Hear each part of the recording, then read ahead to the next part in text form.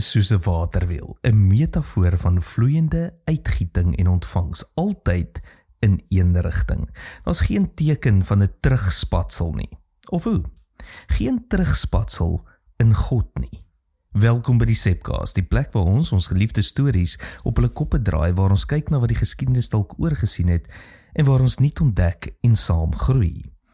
Nou as daar geen terugvloei in God is nie, as die Vader homself totaal aan die Seun gee en die Seun totaal aan die Gees, dan is enige idee van straf, woede, frustrasie, oordeel of gramskap in God, en ek sê dit sterk, ek weet, teologies onmoontlik. Dis eintlik absurd. As jy by die drie eenheid begin, is jou dae van 'n strafbare God verby. Nou goed, dalk laat God soms toe dat die werklikheid aan haar eie foute lei. Dis iets anders. Maar enige idee dat God mense doelbewus in straf werp, weet jy wat dit doen? Dit maak sy eie lering ongeloofwaardig. Want Jesus het gesê ons moet 70 maal 7 keer vergewe. Ons moet ons vyande lief hê. As God nie self sy eie evangelie nakom nie, dan, en ek sê dit regtig sterk, val die hele geloofwaardigheid van die evangelie uitmekaar.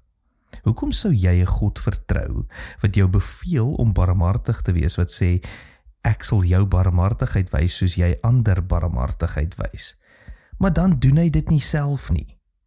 Nie net wys hy geen barmhartigheid nie, hy word voorgestel as 'n folteraar, 'n sadis. Ja, dis nie 'n te sterk woord nie. Iemand wat jou vir ewig sal pynig. Dink net gou vir 'n oomblik aan, voel dit net vir 'n oomblik. Dis 'n onveilige heelal. As daardie beeld die archetype is, die alfa en die omega, in plaas van die eintlike alfa en omega wat ons in Jesus ontvang het. Die blou druk en die finale doel wat ons vorentoe trek, dan het ons eie evangelie ongedaan gemaak. En dis die probleem. Ons het hierdie pragtige goeie nuus wat Jesus verkondig en geleef het, wat hy ons uitgenooi het om in te leef, verander in 'n goedkoop wen-verloor kompetisie. En volgens ons eie beskrywings het baie min gewen. Baie min. Ons sien dit oral. Sodra jy 'n wen-verloor raamwerk het, begin mense inskakel. Dan daag hulle op in groot getalle. Kyk net na enige sportspan. En ouens, ek het niks teen sport nie. Ek self hou van 'n goeie stukkie kompetisie. Maar dis die geheim van sport. Verdeel mense in wenners en verloorders. En mense in hulle honderde duisende daag op. Skreeu hulle longe uit asof dit regtig saak maak. En ek probeer nou rof wees, maar dis die enigste soort wêreldbeeld wat 'n groot persentasie van die mensdom koop en verstaan en uitleef. Net soos ons dit gaan doen 4 Oktober wanneer die Springbokke teen Argentinië speel. En in eerbied vir daardie wêreldbeeld het ons tragies die evangelie self herontwerp as 'n wen-verloor spel, waarin die meeste mense verloor. Geen wonder daar is soveel hopeloosheid in die hart van die westerse siege nie. Soveel selfhaat. Hoekom stap jong mense op 16 in 'n klas in met 'n geweer en skiet mense wat hulle nie eens ken nie, selfs klein kindertjies? Of sit jong tieners op strepe met depressie en bulimia en 0 selfvertroue? Dis massiewe selfveragting, massiewe wanhoop.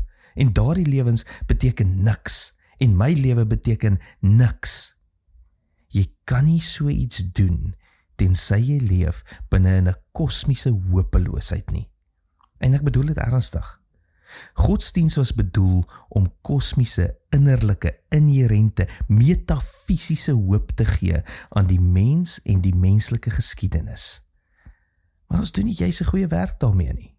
God sê, hy sal elkeen regverdig oordeel. So kom ons los dit maar eerder vir hom. En vertrou hom daarmee. En hou op om wenners en verloorders te maak. Dit is hoe 'n koninkrykslewe lyk. Dis hoe dit regtig lyk om lief te wees en om te gee. selfs vir jou vyande, wat Jesus sê. Tot volgende week, mooi loop.